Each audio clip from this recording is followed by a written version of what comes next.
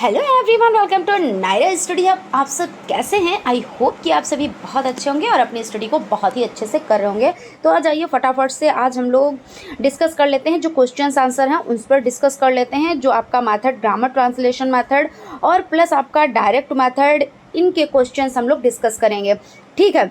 और इससे पहले की वीडियोस में हम लोगों ने क्या डिस्कस किया, तो इससे पहले की वीडियोस में आपका जो जितने भी मेथड्स हो जाते हैं, जैसे आप लोगों का grammar translation method, direct method, bilingual method, doctor west method, इन सभी पर हम लोगों ने डिटेल में डिस्कस किया। उसके बाद कुछ क्वेश्चंस आंसर देखे जो ऑब्जेक्टिव टाइप थे, ठीक है।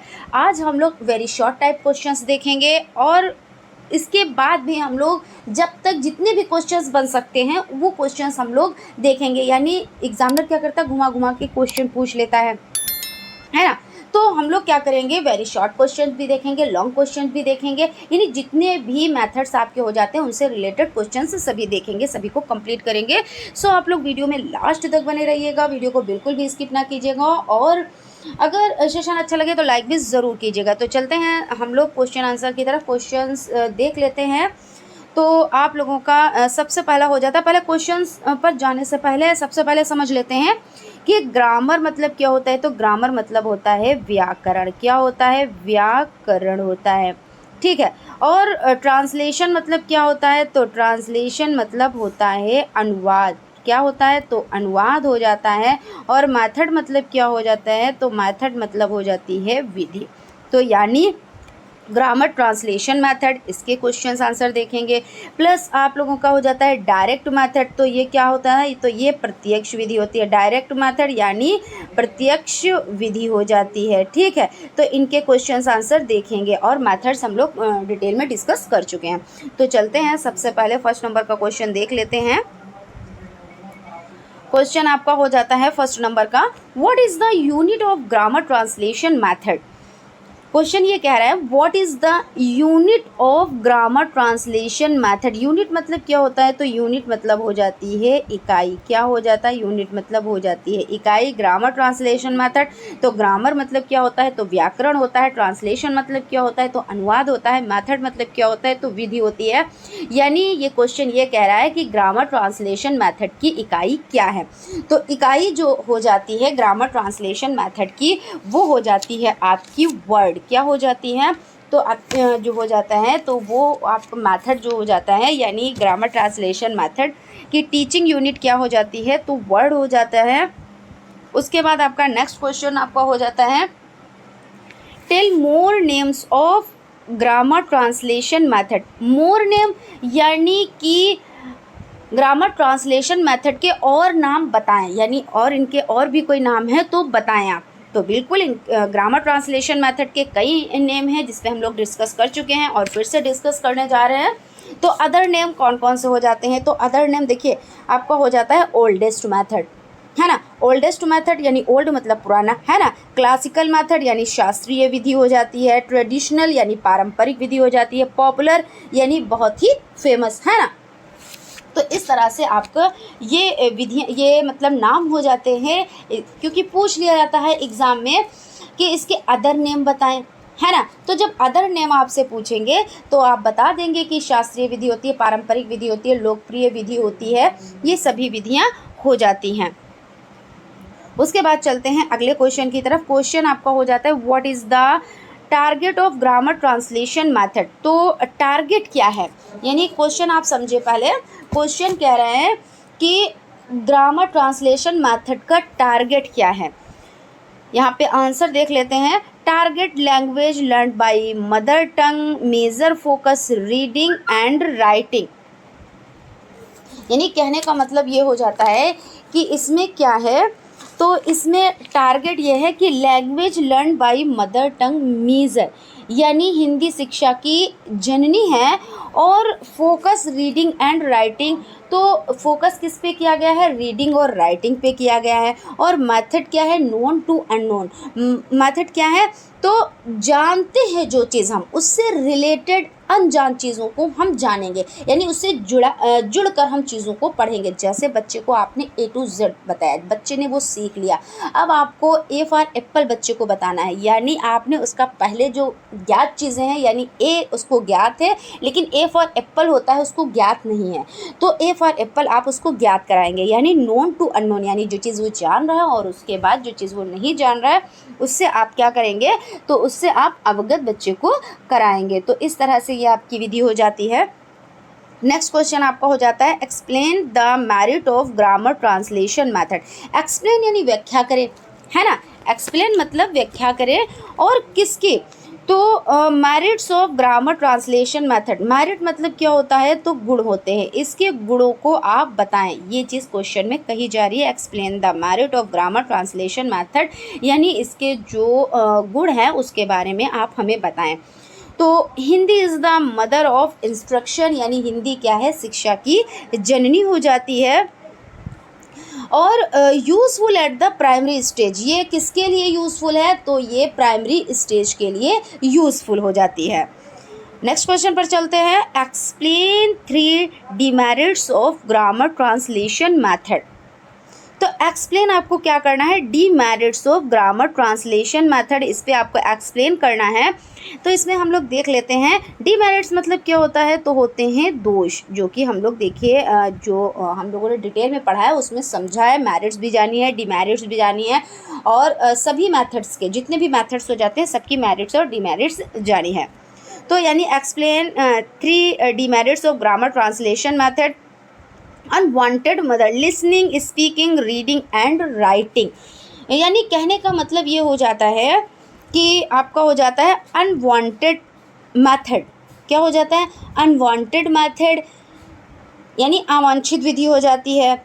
उसके बाद इसमें हो जाता है स्पीच निगलेक्ट, यानी भाषण जो है वो उपेक्षित, यानी निगलेक्ट किया गया है, यानी अनदेखा, उपेक्षित किया गया है, आप इस तरह से कह सकते हैं। एग्जैक्ट ट्रांसलेशन नॉट पॉसिबल, यानी सटीक अनुवाद संभव नहीं है। एग्जैक्ट ट्रांसलेशन यानी सटीक अनुवाद, नॉट पॉसिबल नहीं संभव है, नॉट मतलब क्या होता है नहीं, पॉसिबल मतलब क्या होता है तो संभव होता है। तो एग्जैक्ट ट्रांसलेशन नॉट पॉसिबल आपका ये हो जाता है, ठीक है। उसके बाद आपका नेक्स्ट क्वेश्चन जो हो जाता है वो हो जाता है आपका, यहाँ पे देख लेते हैं, नेक्स्ट क्वेश्चन है आपका the aim of the direct method. तो डायरेक्ट मेथड का जो एम है, उद्देश्य है, वो क्या है।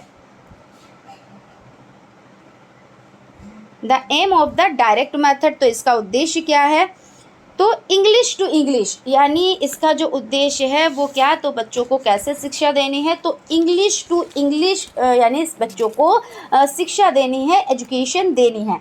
अगर हम बात करें कि इसके ओरिजिन की, तो कहाँ हुआ, तो यानी उत्पत्ति, ओरिजिन का मतलब होता है उत्पत्ति, और यहाँ पे देखिए फ्रांस लिखा हुआ है, यहाँ पे क्वेश्चन नहीं लिखा है, ठीक है। अगर हम ओरिजिन की बात करते हैं, ओरिजिन की, तो कहाँ पे हुआ, तो ये फ्रांस हो जाता है, बहुत ज़्यादा इंपॉर्टेंट क्वेश्चन है, ठीक है।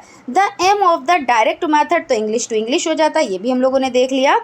और यहाँ पे एम यानी इसका उद्देश्य क्या है, एम मतलब क्या होता है, तो उद्देश्य, तो उद्देश्य क्या है, तो इंग्लिश टू इंग्लिश, यानी बच्चों को आप इंग्लिश में बता रहे हैं, आप बोल रहे हैं, बच्चे सुन रहे हैं, जब आप उनसे फीडबैक लेंगे तो वो इंग्लिश में बोलेंगे और आप सुनेंगे, यानी आपको इसको डायरेक्ट मेथड को कैसे बताना है, तो इंग्लिश टू इंग्लिश बताना है। और एक चीज़ और होती है कि इसको और कैसे बताना है, जैसे कोई चीज़ आपको बतानी है तो क्लास में आपको क्या करना है, उस चीज़ को डायरेक्टली दिखाना है बच्चों को कि ये चीज़ है, और उसको इंग्लिश में ही एक्सप्लेन करना है। ऐसा नहीं आप हिंदी का यूज़ नहीं करेंगे, हिंदी का यूज़ किए बिना ही आप इंग्लिश में ही चीज़ों को समझाएंगे, इंग्लिश में ही चीज़ों को बताएंगे, उसके जो मेरिट्स हैं, डिमेरिट्स हैं, जो भी हैं ETC, वो सभी चीज़ें आप बच्चों को कैसे बताएंगे, तो इंग्लिश में और बोलकर, और बच्चे क्या करेंगे, उसको सुनेंगे।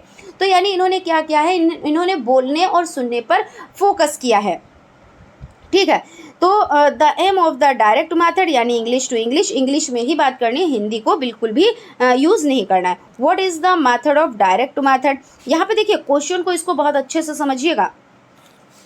कह रहे हैं कि what is the method of direct method, यानी क्या है डायरेक्ट मेथड, जो डायरेक्ट मेथड है उसकी विधि क्या है, यानी डायरेक्ट विधि की यानी प्रत्यक्ष विधि की विधि बताना है आपको। तो प्रत्यक्ष विधि की आपको विधि बतानी है तो आपको हो जाता है इंडक्टिव मेथड। और इंडक्टिव का मतलब क्या होता है, इंडक्टिव का मतलब होता है आगमनात्मक विधि। क्या होता है, आगमनात्मक, आगमनात्मक विधि हो जाती है। तो इंडक्टिव मेथड यानी आगमनात्मक विधि हो जाती है। चलते हैं 9 नंबर क्वेश्चन पर। 9 नंबर क्वेश्चन आपका हो जाता है, 10 क्वेश्चन ही लेकर आए हैं क्योंकि थोड़े थोड़े क्वेश्चंस हम लोग कंप्लीट करेंगे तो इससे आप लोगों को पढ़ने में भी दिक्कत नहीं रहेगी, नोट्स भी आप लोग अच्छे से बना लेंगे। हालांकि आपको फ्री PDF नोट्स तो प्रोवाइड ही हो जाएंगे, लेकिन हम ये चाहते हैं कि आप लोग अपने नोट्स, अपने हैंड राइटिंग नोट्स ज़रूर बनाएं। चलते हैं क्वेश्चन की तरफ। क्वेश्चन है most focus in direct method on हुम वाज दिस डन। क्वेश्चन क्या कह रहा है कि डायरेक्ट मेथड में सबसे ज़्यादा फोकस किस पर किया गया है। तो आपने अभी देखा, अभी सुना आपने कि इन्होंने सबसे ज़्यादा फोकस किस पे किया है, तो स्पीकिंग और लिसनिंग पर किया है। यानी क्या है, हम बोल रहे हैं, आप सुन रहे हो, ऐसे समझो कि हम इंग्लिश में बात कर रहे हैं और आप इंग्लिश में हमें सुन रहे हो। तो डायरेक्ट विधि में यही है कि सुनने और बोलने पर मुख्य फोकस किया गया है, तो स्पीकिंग एंड लिसनिंग पर फोकस किया गया है। मेन फोकस किस पे है, तो स्पीकिंग एंड लिसनिंग। ये चीज़ें आप लोगों को बहुत अच्छे से याद रखनी है क्योंकि पूछ लेते हैं कि जैसे आपका डायरेक्ट मेथड हो जाता है तो किस पे फोकस किया है, तो भाई आपको पता है स्पीकिंग और लिसनिंग पे। और अगर आपसे पूछ लिया जाता है कि डॉक्टर वेस्ट मेथड में सबसे ज़्यादा फोकस किस पे किया गया, तो आपको पता है रीडिंग पर। यानी ये क्वेश्चन ज़रूर, इस तरह के क्वेश्चन ज़रूर से ज़रूर आते हैं, तो आप लोग इसको अच्छे से समझें। उसके बाद चलते हैं अगले क्वेश्चन की तरफ। क्वेश्चन आपको हो जाता है आज की सीरीज़ का लास्ट क्वेश्चन है, देख लेते हैं लास्ट क्वेश्चन को। तो क्वेश्चन आपका हो जाता है explain the 3 demerits of direct method. यानी क्या कह रहे हैं कि एक्सप्लेन करो, किसके लिए, तो डायरेक्ट मेथड के 3 दोष आपको बताने हैं। डायरेक्ट मेथड के क्या करने हैं, यानी प्रत्यक्ष विधि के क्या करने हैं, आपको 3 बताने हैं, इसके दोष बताने हैं। डिमेरिट्स मतलब क्या होता है, तो दोष हो जाता है, और आपका मेथड मतलब क्या हो जाती है, कई बार बता चुके हैं और बार बार बताते हैं, आपको ये सब चीज़ें रट गई होंगी। तो explain the 3 demerits of direct method, यानी कि आप एक्सप्लेन करो किसका, तो जो डायरेक्ट मेथड यानी प्रत्यक्ष विधि है इसके दोषों का। तो कम से कम आपको 3 बताने हैं क्योंकि वेरी शॉर्ट है तो इसलिए आप 3 बता देंगे, बहुत ही आसानी से, कोई दिक्कत नहीं है। क्योंकि 1 नंबर का होता है तो आपको कैसे लिखना होता है, थोड़ा सा लिखना होता है। 2 नंबर का होता है तो भाई उसको थोड़ा सा ज़्यादा एक्सप्लेन करना होता है। लेकिन एक चीज़ और बता देते हैं, अगर आपको पूरा मेथड अच्छे से पता है तो आप जितना हमने आपको बताया, अगर इतना आप लिख देंगे कि भाई ओरिजिन क्या है, इसकी यूनिट क्या है, एम क्या है, मेथड क्या है, सब आप लिख देंगे, फोकस किस पे किया, तो ऐसे से आप हेडिंग डाल डाल के लिख देंगे कि ओरिजिन फ्रांस, एम क्या है भाई, इंग्लिश टू इंग्लिश, यूनिट क्या है, तो सेंटेंस है, और मेथड क्या है, तो इंडक्टिव मेथड है, और मेन फोकस किस पे है, तो लिसनिंग और स्पीकिंग पे है। तो आपका क्या, जब 2 से 3 क्वेश्चंस आप एक में मिलाएंगे तो आपका क्या होगा, एक जो है आपका जो शॉर्ट क्वेश्चंस होगा वो आपका तैयार हो जाएगा। तो ऐसा नहीं है कि कुछ आपको अलग से करना है, अरे कैसे करेंगे, जो आपके शॉर्ट क्वेश्चंस आते हैं वो कैसे करेंगे। तो आपने अगर इनको अच्छे से समझ लिया तो शॉर्ट क्वेश्चन भी आप आराम से कर पाएंगे। हालांकि हम वो भी क्वेश्चंस लेकर आएंगे, उसको भी हम अनुवाद करके आपको बताएंगे।